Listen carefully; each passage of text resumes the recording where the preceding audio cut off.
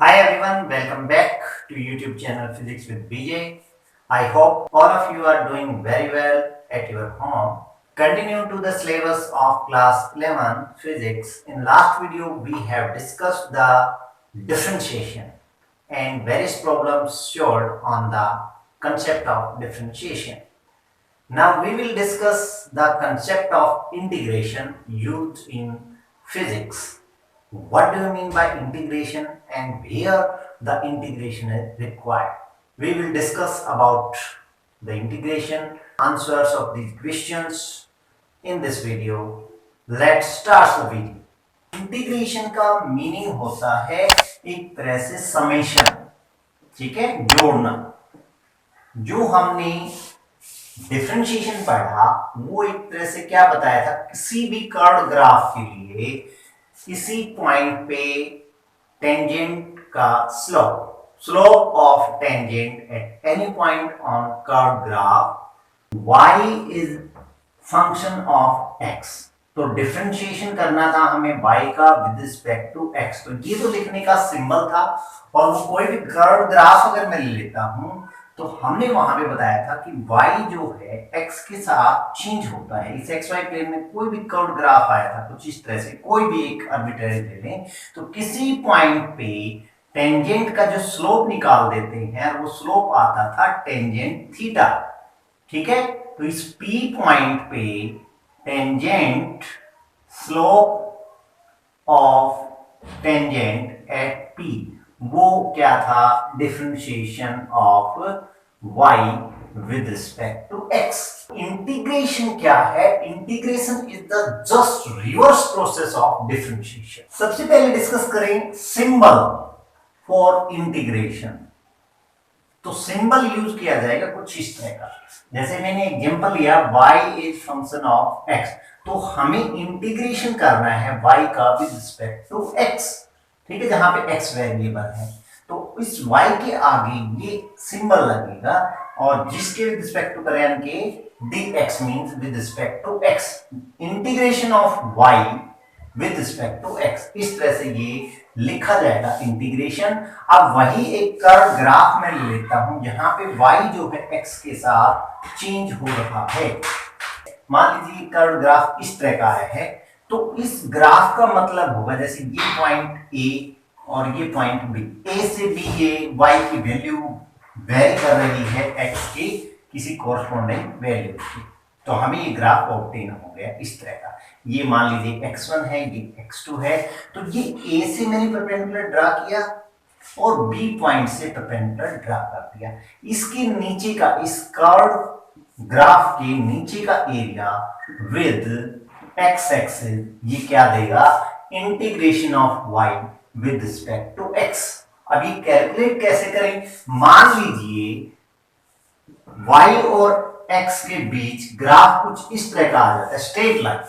तो straight line ये graph है O से A पॉइंट से मैंने परपेंडिकुलर ड्रा किया, तो ये एक राइट एंगल ट्रायंगल बन गया। अगर मुझे ये एरिया निकालना है इस ग्राफ के नीचे का, तो मैं इजीली कैलकुलेट कर दूंगा, क्योंकि यहां मेरे पास स्टैंडर्ड फार्मूला है। एरिया क्या आएगा, area of this right angle triangle OAB मैं इसको कह देता हूं, जो होता है 1/2 इंटू बेस इंटू परपेंडिकुलर, ठीक है। लेकिन जब कर्व ग्राफ आ जाता है y का विद रिस्पेक्ट टू x, तो ये ग्राफ के नीचे का एरिया हम किसी एक डायरेक्ट फॉर्मूले से कैलकुलेट नहीं कर सकते, तो उसको हम स्टेप बाय स्टेप कैसे कैलकुलेट करेंगे, वो काम इंटीग्रेशन सिंगल स्टेप में कर देता है। तो उम्मीद करता हूं इंटीग्रेशन का मीनिंग आपको समझ आ गया होगा। डिफरेंशिएशन बताया था किसी कर्व ग्राफ किसी पॉइंट पे slope of tangent at that point, और इंटीग्रेशन का मीनिंग क्या बताया है, area under graph with x axis give the integration of y with respect to x, और लिखने का तरीका ये बताया गया है। इंटीग्रेशन का सिंबल ये है, डिफरेंशिएशन को हम dy/dx लिखते थे। क्लियर? तो देखिए एरिया कैसे कैलकुलेट करेंगे। यहां पे मैंने y वर्सेस x की ग्राफ लिया, जो A से B एक कर्व ग्राफ है। A से मैंने परपेंडिकुलर ड्रा किया, x एक्सिस पे B पॉइंट से परपेंडिकुलर ड्रा कर दिया। मान लीजिए ये पॉइंट आ गए C और D। C और D पॉइंट के कोरस्पोंडिंग ये x की वैल्यू कुछ x1 हो सकती है ओरिजिन O से, और D पॉइंट का ये x का वैल्यू जो है x2 कुछ डिफरेंट हो सकता है। तो ये एरिया कैलकुलेट करने का तरीका ये बताया गया है कि मैं इस पूरे एरिया को इक्वल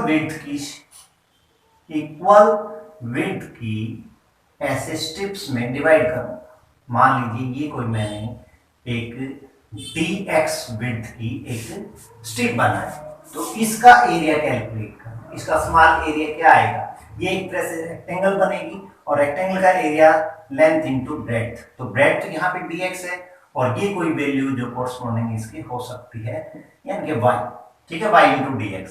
फिर आगे इसी तरह से इतनी ही विड्थ की दूसरी स्ट्रिप ली मैंने, ये वाले dx विड्थ है तो इसका भी एरिया निकालूंगा। फिर ये अगली स्ट्रिप, फिर अगली स्ट्रिप, पूरे एरिया को मैंने एक जैसी विड्थ dx की ये स्ट्रिप्स में डिवाइड कर दिया है और सभी स्ट्रिप का एरिया बारी बारी निकाल के उनका मैं समेशन कर दूं, इनको टोटल ऐड कर दूं तो वो टोटल एरिया देगा अंडर दिस कर्व।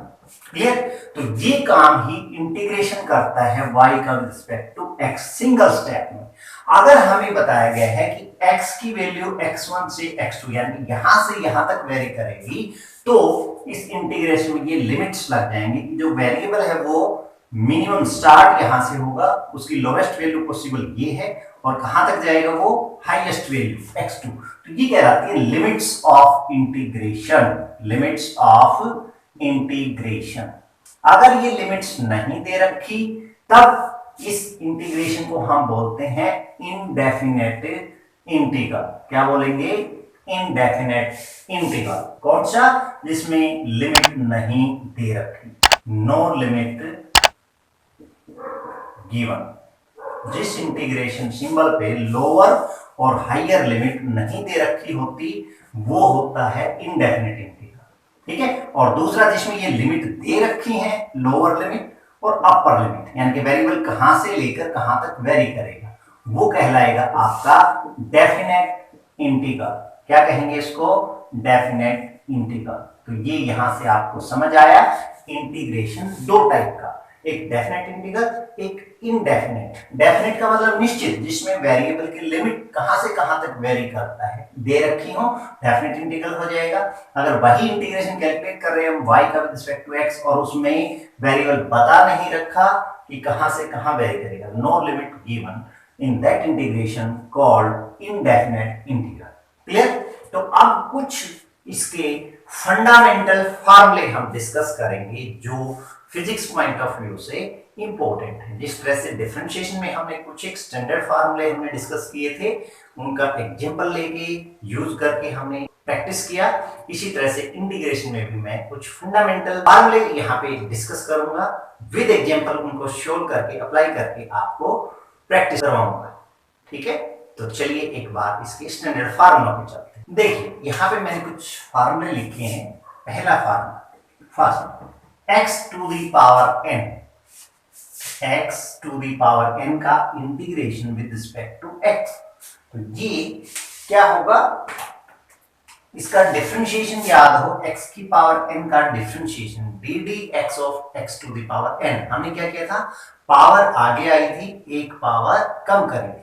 इंटीग्रेशन में उससे उल्टा होगा, जैसे मैंने बताया था इस वीडियो के इंट्रोडक्शन में ही कि integration is just reverse process of differentiation. तो यहाँ पे x की पावर n का इंटीग्रेशन क्या होगा? x की पावर में एक जोड़ेंगे यानी कि एक ऐड कर देंगे, x to the power n plus 1, और जोड़ने के बाद जो नई पावर आई है उससे इसको डिवाइड कर देंगे। तो x की पावर n का integration is equal to x to the power n plus 1 upon n plus 1। देखिए इस पे एग्जांपल मैं लेता हूं। For example x to the power 5, इसका इंटीग्रेशन करना है हमें विद रिस्पेक्ट टू x। तो ये उस फार्मूले के साथ कंपेयर करो तो n इक्वल टू 5 है, तो मुझे क्या करना है? पावर एक बढ़ा देनी है, पावर में एक ऐड कर देना है, जो पहले पावर है उसमें एक ऐड कर देना है, और नई पावर जो आई वो अपॉन में यानी कि उससे डिवाइड कर देना। तो ये हमारे पास आ गया x to the power 6 upon 6। x की पावर 5 का इंटीग्रेशन आ गया है x की पावर 5 में एक जोड़ा 6 और नई पावर ही जो 6 आई है वो अपॉन में, ठीक है। अच्छा अब देखिए दूसरा, ये फार्मूला ये ध्यान रखना है, n जो है नॉट इक्वल टू -1। यहां ये फार्मूला लगाते वक्त ध्यान रखना है n जो है वो -1 नहीं होना चाहिए। n इक्वल टू -1 आता है उसके लिए एक अलग फार्मूला आएगा, n इक्वल टू -1 के लिए ये फार्मूला वैलिड नहीं है। -1 को छोड़कर n की वैल्यू कुछ भी हो उसके लिए ये वैलिड रहेगा। जैसे एक एग्जांपल और ले लेता हूं मैं, ये मान लीजिए 1/√x, इसका इंटीग्रेशन करना है विद रिस्पेक्ट टू x। तो ये √x का मतलब है 1/x की पावर 1/2, रूट का मतलब 1/2 पावर, ठीक है। इसका इंटीग्रेशन करना है तो इसको मैं ऊपर ले जाऊंगा, x की पावर -1/2 इंटू dx, इसका ये इंटीग्रेशन। तो अब जो है ये फर्स्ट फार्मूला हम अप्लाई कर सकते हैं, n इक्वल टू यहाँ पे -1/2 है तो x की पावर -1/2 प्लस 1 अपॉन -1/2 प्लस 1 क्या आ जाएगा, x की पावर 1/2 प्लस का आ गया और अपॉन में भी 1/2 आ गया। तो ये अपॉन में था ये 2/1 हो गया और x की पावर 1/2, इसको मैं ऐसे लिख सकता हूं 2 इंटू √x। क्लियर। अब चलते हैं दूसरे फार्मूले पे। सेकंड फार्मूला है इंटीग्रेशन dx, यानी कि dx के आगे कुछ भी नहीं, ठीक है। तो जो भी वेरिएबल है यहाँ dx का मतलब हो गया x के विद रिस्पेक्ट टू इंटीग्रेशन करना है, अगर dy हो तो y के विद रिस्पेक्ट टू इंटीग्रेशन करना है। तो सेकंड फार्मूले के लिए मैं ऐसे लिख सकता हूं, देखिए सेकंड फार्मूला ये dx इंटीग्रेशन, तो इसको मैं क्या लिख सकता हूं, x की पावर 0 इंटू dx का इंटीग्रेशन, क्योंकि x की पावर 0 मीन्स 1 को dx से मल्टीप्लाई करें तो dx ही रहेगा।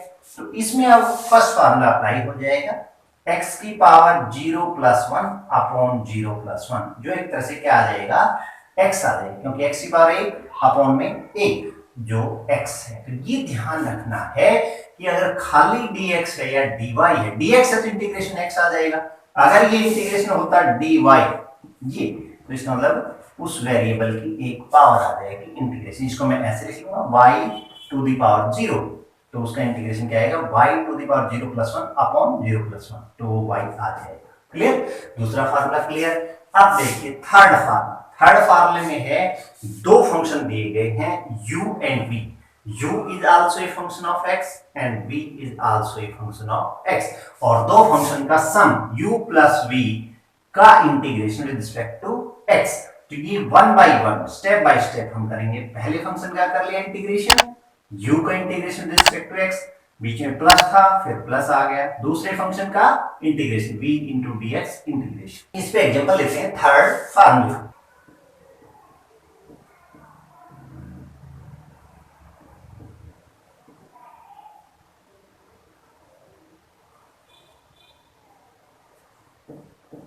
देखिए ये इसका इंटीग्रेशन करना है हमें विद रिस्पेक्ट टू x, तो मैं इसको u मान लेता हूं, इसको v, चाहे इसको u मान ले इसको v मान ले, आगे पीछे से ऑर्डर चेंज होने से कोई फर्क नहीं पड़ेगा।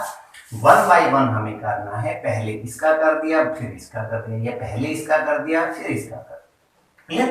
तो अब देखिए इसमें मैं इसको ऐसे लिख सकता हूं, u का इंटीग्रेशन, u का मतलब जो पहला फंक्शन है कि x स्क्वायर माइनस 5x, मैंने क्या बताया, u is a function of x, v is also a function of x।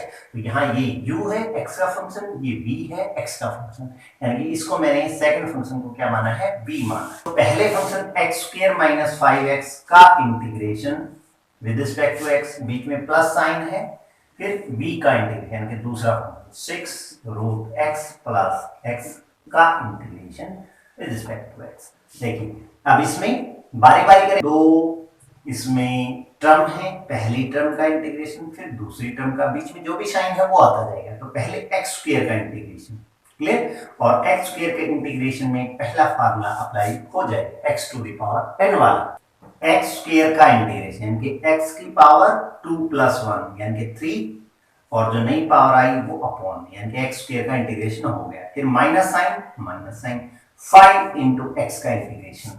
इसमें हमारा फार्मूला क्या लगेगा, ये फोर्थ वाला, ठीक है, जिसमें हमने क्या बताया, constant as it is, c का मतलब है constant as it is u का इंटीग्रेशन। तो यहाँ पे 5 कांस्टेंट है एज इट इज इंटीग्रेशन किसका, x का, तो x का integration with respect to x, तो x की पावर 1 है ये, तो 1 प्लस 1 2 हो गई और नई पावर अपॉन में आ गई। ठीक है, ये पहला टर्म का इंटीग्रेशन, फिर दूसरी टर्म का इंटीग्रेशन, बीच में जो साइन था वो साइन हो गया, u का कंप्लीट इंटीग्रेशन यहाँ पे हो गया है। फिर आगे प्लस ये दूसरा फंक्शन, इसमें भी दो टर्म है, पहली टर्म का इंटीग्रेशन फिर दूसरी टर्म का इंटीग्रेशन।